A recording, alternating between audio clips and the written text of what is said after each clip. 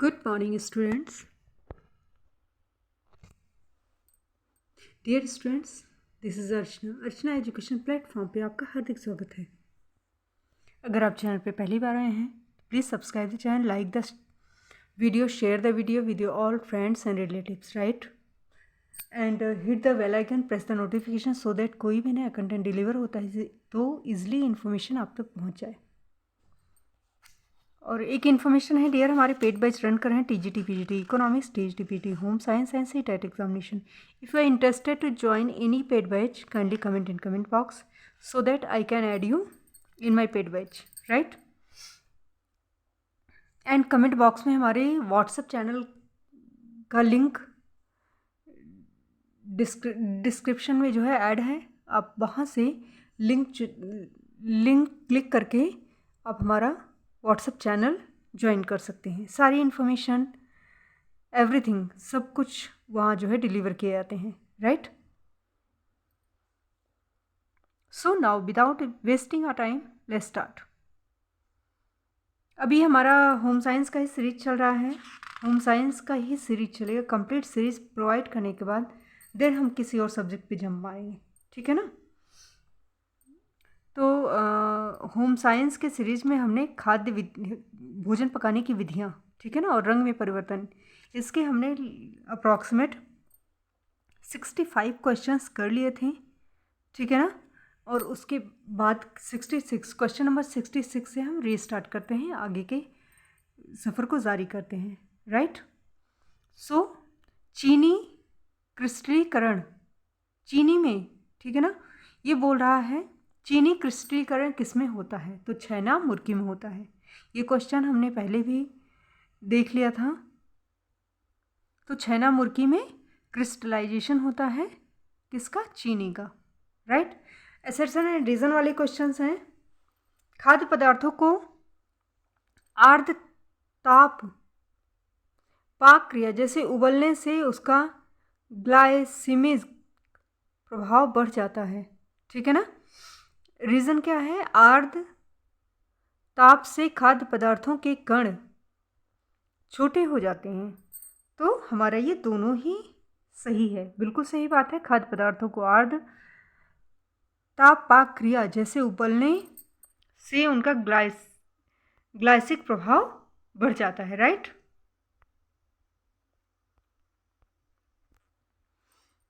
क्यों बढ़ जाता है? क्योंकि आर्द्र ताप से खाद्य पदार्थों के कण छोटे हो जाते हैं।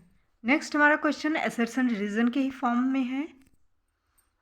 खाद्य पदार्थों को आर्द्र ताप प्रक्रिया जैसे उबालने से ग्लाइसिक प्रभाव बढ़ जाता है, ये आपने देख ही लिया, क्योंकि उनका आर्द्र ताप से खाद्य पदार्थों के कण छोटे हो जाते हैं, ठीक?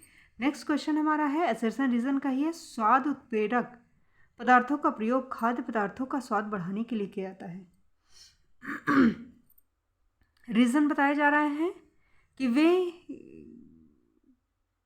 वे अपने स्वयं के विशिष्ट स्वाद को जोड़कर स्वाद बढ़ाने की अपनी कार्यवाही करते हैं। बोल रहा है स्वाद उत्प्रेरक पदार्थ का प्रयोग स्वाद बढ़ाने के लिए किया जाता है। भाई इसका शब्द से ही क्लियर है, स्वाद को उत्प्रेरित करता है, यह स्वाद उत्प्रेरक पदार्थ है, ठीक है ना? रीज़न है क्योंकि अपने विशिष्ट स्वाद को जोड़कर स्वाद बढ़ाने के लिए प्रयोग किए जाते हैं, ठीक है ना? फिर असर्शन रीजन का ही है हमारा एक क्वेश्चन। पानी प्रतिकर्षी परिसज्जा एक ऐसे कपड़े का उत्पादन करती है जो उसे गीला होने व उसमें पानी के प्रवेश का विरोध करती है। रीज़न हमारा क्या है डियर? पानी प्रतिकर्षी कपड़ों पर रबड़ की परत होती है, इसलिए उसे पहनने वाले कपड़े आरामदायक नहीं होते, ठीक? तो दोनों ही चीज़ सही है, बिल्कुल सही बात। पानी प्रतिकर्षी जो परिसज्जा होती है ऐसे कपड़ों का उत्पादन करते हैं जो गीला होने व उनमें पानी के प्रवेश का विरोध करती है, और ये रबड़ की तरह प्रतीत होते हैं, ठीक है ना? रबड़ की इसमें परत लगाई जाती है, तभी तो पानी अंदर नहीं जाएगा, राइट? लेकिन पहनने में ये आरामदायक इसलिए नहीं होती। क्लियर?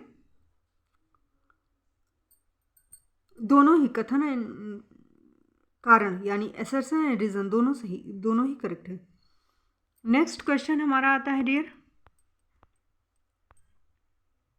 हरी सब्जियों को पकाते समय, ठीक, हरी सब्जियों को पकाते समय उनमें सोडा बाइकार्बोनेट डालने से उनका रंग चमकदार हरा हो जाता है। ठीक, ये हमारा असर्शन है। और हमारा रीज़न क्या है? रीज़न है हमारा, अच्छा रीज़न हमारा गलत है, इसलिए मैं रीज़न नहीं पढ़ूंगी। ठीक, नहीं तो हम कंफ्यूज हो जाते हैं। ऐसा होता है कई बार जब आप क्वेश्चन देने लगते हैं तो मतलब एग्जामिनेशन हॉल में बैठे हो और अगर वो वर्ड मतलब क्लास में या कहीं आपने रिपीट करते हुए सुना है तो वो लगता है कि अरे यार ये तो मैंने सुना था, शायद सही है, टिक करके आ जाते हैं, तो वहाँ गड़बड़ होता है। तो एक चीज़ याद रखिए, हरी सब्जियों को पकाते समय उनमें सोडा बाइकार्बोनेट अगर आप डाल देते हैं तो उनका रंग चमकदार हो जाता है। ठीक, रीज़न गलत है, इसलिए रीज़न हम नहीं पढ़ेंगे। नेक्स्ट क्वेश्चन है हमारा, इसमें भी है कि आपका दोनों ही रॉन्ग है। जब दोनों ही रॉन्ग है तो हम नहीं पढ़ते हैं, ठीक है ना। हाँ, डिटेल आप ब्रीफ पढ़ लीजिए, ठीक है ना। माइक्रोस्कोपिक का प्रयोग प्रकृति के मानवीकृत तंतुओं को पहचानने के लिए की जाती है। इस जांच से तंतुओं में पता लगाया जाता है कि तंतु ऊन, रेशम, नायलॉन या कॉटन है। इस परीक्षण द्वारा रेशों की आकृति, आकार, बनावट, लचीलापन, खुरदरापन आदि का पता चलता है। माइक्रोस्कोपिक का प्रयोग, ठीक है। फिर नेक्स्ट क्वेश्चन है हमारा, अनाज पकाते समय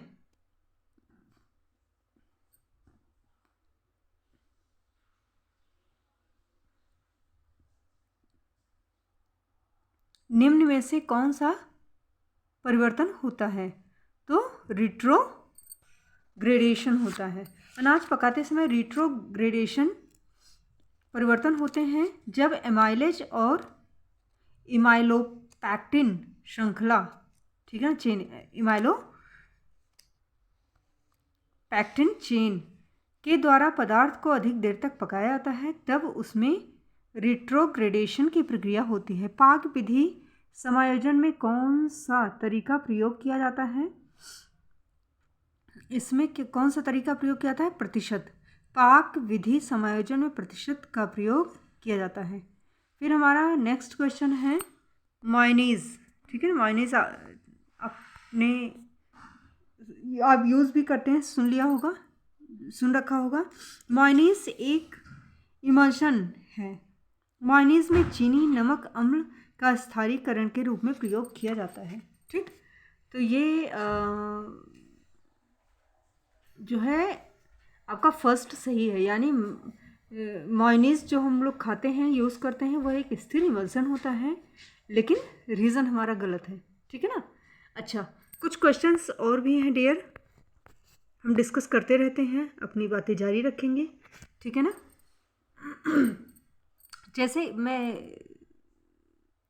जैसे हम चॉकलेट बनाते हैं, चॉकलेट बनाने की क्या प्रक्रिया है?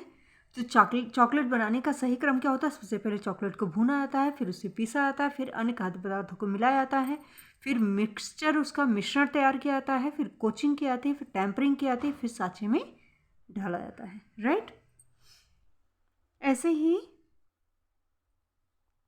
कुछ हमारी लिस्ट है, लिस्ट 1 और 2, उनको जो है मैच करना है। तो मैं डायरेक्ट आंसर पे ही जाऊंगी ताकि आप जब सुनेंगे तो क्वेश्चन को आंसर को एक दूसरे के साथ टैली करते हुए सुनेंगे तो अच्छा रहेगा आपके लिए। इनवाइस क्या है? इनवाइस का मतलब होता है खरीदना। इनवाइस खरीदना, विवरण पत्र प्रदर्शित करने की योजना, सेटलाइटिंग यानी कमीसरी सेवा, फैक्टर यानी उत्पादन का मूल्य, फैक्टर विधि से उत्पादन का मूल्य निर्धारण होता है। BARS अनुपालन का मूल्यांकन किया जाता है। प्रतिशत विधि पाक विधि समायोजन में यूज़ होता है, ठीक है, पाक विधि का समायोजन होता है। पाक विधि समायोजन की प्रतिशत विधि को सही क्रम में व्यवस्थित कीजिए। ठीक, प्रतिशत विधि आ गया, पाक विधि समायोजन हमने अभी डिस्कस किया। अब ये पूछा जा रहा है कि पाक विधि समायोजन की जो प्रतिशत विधि है उसका सही क्रम क्या है? तो सही क्रम हमारा है, सबसे पहले आवश्यक उत्पाद का कुल वजन निर्धारित करेंगे, फिर पाक विधि में सभी सामग्रियों को ग्राम इकाई में परिवर्तित करेंगे, खाया जाने वाला भाग निर्धारित करेंगे, फिर आपका आएगा सामग्री के अनुपात जांचेंगे जो उचित संतुलन में होना चाहिए। उसके बाद जो है खाए जाने वाले भाग का प्रयोग करते हुए सामग्री का कुल वजन करेंगे। फिर आवश्यक मात्रा में सामग्री की सही मात्रा देने के लिए प्रत्येक प्रतिशत संख्या को कुल वजन से गुणा करेंगे। नेक्स्ट, कुल वजन के संबंध में प्रत्येक सामग्री के प्रतिशत की गणना करेंगे। ठीक है ना। नेक्स्ट क्वेश्चन हमारा, बेजिंग प्रक्रिया में खाना बनाने की 2 विधियां अपनाई जाती हैं।